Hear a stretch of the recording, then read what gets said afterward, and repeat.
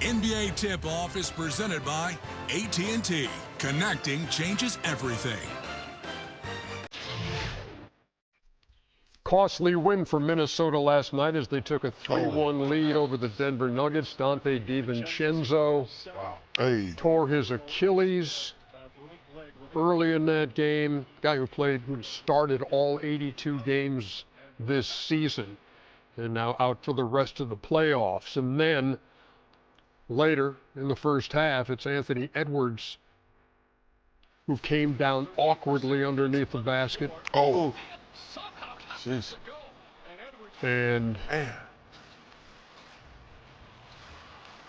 so you saw the hyperextension on Edwards on the left knee, and now we're left to wonder what exactly is the status of Anthony Edwards for the rest of these playoffs. And just the man who can answer that question is Shams Charania, who joins us now. So Shams, what's the latest on it? Ernie, so Anthony Edwards had an MRI late last night in Minneapolis, and sources told me this morning that he has sustained a bone bruise in that left knee with that hyperextension. The good news for him, there's no ACL damage, there's no other ligament. It's not a serious structural issue, but this injury will sideline him for multiple weeks. So he's going to be out through the remainder of this series against the Denver Nuggets, and they're up 3-1. Obviously, last night losing your starting backcourt for the rest of this series. Now they're going to play on without Anthony Edwards, and he's going to start rest and rehab immediately. And guys, he had runner's knee in his opposite knee, the right knee, that he's had a PRP injection in, that he's had to really mitigate a lot of the swelling, the inflammation that's in that knee. So now it's the opposite knee that has this bone bruising injury that will now sideline him for at least 2 weeks. Wow. On another front, that game ended kind of in a strange way with McDaniels making the bucket, and he's charged by Joker, and I know the league's going to be going through all that video. Any idea of what punishments might be or when they might be forthcoming? Ernie, what the league typically does is the day after an incident like this, they start their investigation process. That means reviewing the footage for sure, but that also means interviewing the people involved. So whether that's Nikola Jokic, Jaden McDaniels, we saw multiple players on both sides of the bench here.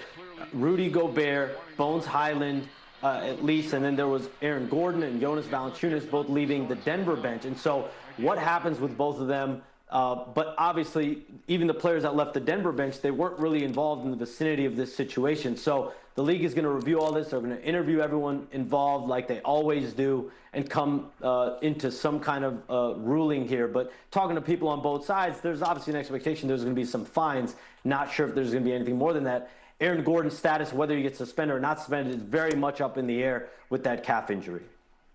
Shams Charania, great information as always. Appreciate you taking the time this morning. Thanks. Thank you. So, fellas, look, if you lead a series 3-1, you win that series 96% of the time. But this is a different animal. You're up 3-1, but your starting backcourt is out. So how do you see this going back to Denver 3-1? Chuck made a very good point last night. You just have to concentrate on one game. Young fella needs to understand. What's his name? I don't want to mispronounce his name. The guy that came off the bench had all those points. Oh, Battle. No. Or Ayo Dosunmu. Yeah, so Ayo Dosunmu must understand that they're going to treat him like Anthony Edwards now. They're going to adjust, and they're going to say, we're not going to let you get off. And they're just going to, they're going to play a little bit harder in Denver. They're still upset about the fiasco at the end of the game. But, Minnesota just has to concentrate and just buckle down for one game. They have to realize that, Denver's going to have some runs at the crib, but we just got to focus on one game, and that's the game you're playing. You can't say, okay, well, let's just go play and see what happens and then get back home and, try to win that game. It's a must-win. It's a must-win for Minnesota. You were not here last night, but Ayo Dosunmu goes for 43. Oh, I watched it. Yeah. Yeah, I watched it afterwards. What was your biggest takeaway? What? Thank you, Chuck. Thank you, Chuck. When did you watch it? You just said you went to bed early. I watched it on the app. Thank you very much. In the middle of the wedding. On the app. In the middle of the wedding. No, afterwards. Right when my man was saying, get ready to say, I do.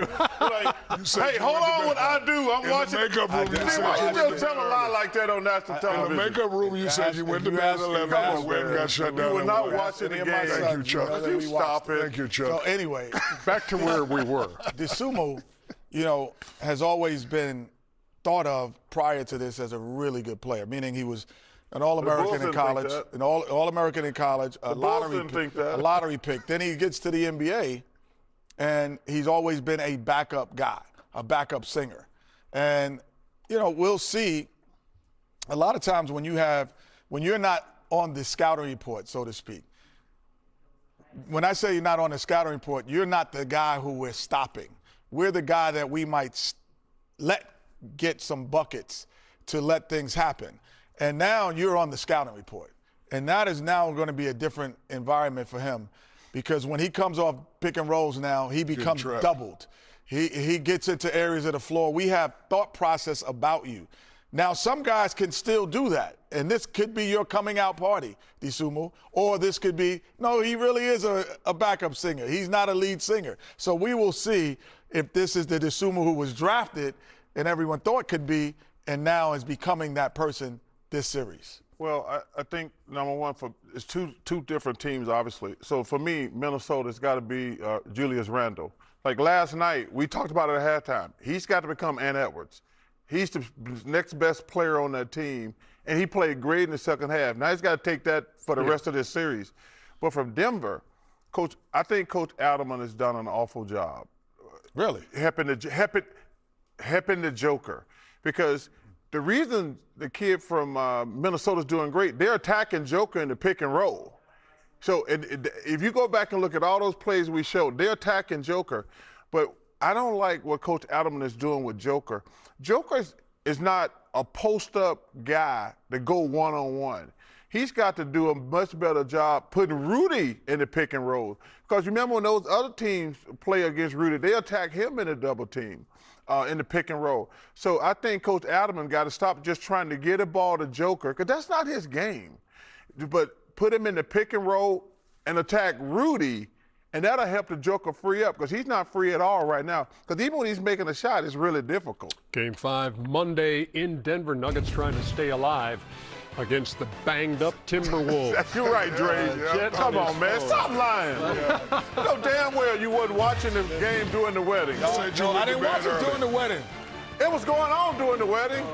No, there's a call. Maybe during the reception. It was on during the reception. They do a repeat on the app. What, of the wedding? They do a repeat. So I watched For Wembanyama because of the concussion that he suffered in Game 2. So the question heading into Game 4, Wemby's status after that concussion. We head to Portland, where the dancers are in full stride and where Malika Andrews is standing by. Standing by, Ernie, or dancing by a little bit? But you're absolutely right. The story of this game here is Victor Wembanyama. So let's just walk through the timeline that Victor has gone through since he sustained that concussion on Tuesday, right? Remember that he has to be away from basketball games for 48 hours at least, and until both the league and the team doctors clear him. So on Wednesday, that's 24 hours after that concussion was sustained, that's when he was able to get on the bike. He was able to do a little bit of light cardio, and he's still doing 2 neurological tests per day. On Thursday, that's when he was able to start doing some non-contact basketball activities that then ramped up on Friday. So the San Antonio Spurs, they were actually hopeful that he was going to be available, that he was going to be able to play on Friday. Obviously, that's not what came to fruition, but it was a good sign that he was in the arena. It was an incredibly loud, rocking environment, and with head injuries, sometimes that's not advised. So the fact that he felt well enough to be able to do that, that says something. I saw Victor yesterday. He went to the team's film session. He was all smiles. He seemed to be in a really good mood. And it's looking like we're going to know about 10 o'clock whether or not he's going to be able to go for this game. My understanding is there is some level of optimism that he's going to be available. But again, remember, there are multiple people, multiple doctors, both on the team